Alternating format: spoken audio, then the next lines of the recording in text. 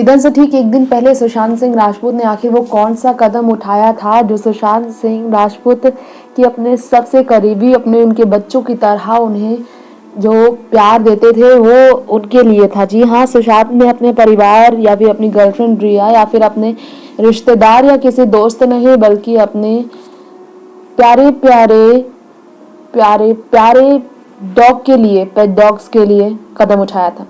निधन से पहले ही सुशांत ने तैयारी कर ली थी और वो पूरा तरह से अपनी जिम्मेदारी से मुक्त होना चाहते थे। इसी कारण से जिम्मेदारी को निभाते हुए सुशांत सिंह राजपूत ने अपने प्यारे पेट के लिए फार्म हाउस में पैसे भेजे थे, फंड भेजे थे। जी हाँ, सुशांत ने अपने फार्म हाउस में अमर अकबर एंथोनी के लिए पैसे भेजे थे।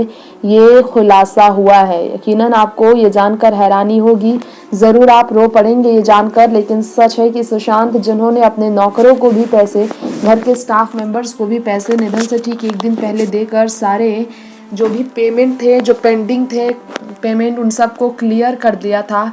इन सब में कहा जा रहा है कि सुशांत को पहले से ही अपनी ज़िंदगी को अंत करने का फैसला लेकर किसी को नहीं बताना था, इसलिए उन्होंने बिना किसी को बताए खुद ही सब कुछ किया था। जी हाँ, सुशांत सिंह राजपूत के निधन के बाद ये खबर नहीं आ रही है। सीबीआई एनसीबी ने कई खुलासे किए हैं। इस पर अब एक खुलासा उन्होंने किया कि सुशांत के केयर टेकर रहे रईस ने बताया कि निधन से ठीक एक दिन पहले सुशांत के अकाउंट से उनके पास पैसे आए थे। वो सुशांत के डॉग्स अमर अकबर और एंथोनी की देखभाल के लिए फंड भेज चुके थे। 14 जून की दोपहर को जब खबर सुशांत सर के निधन की रईस को मिली तो उन्होंने कहा कि पहली बार विश्वास ही नहीं हुआ।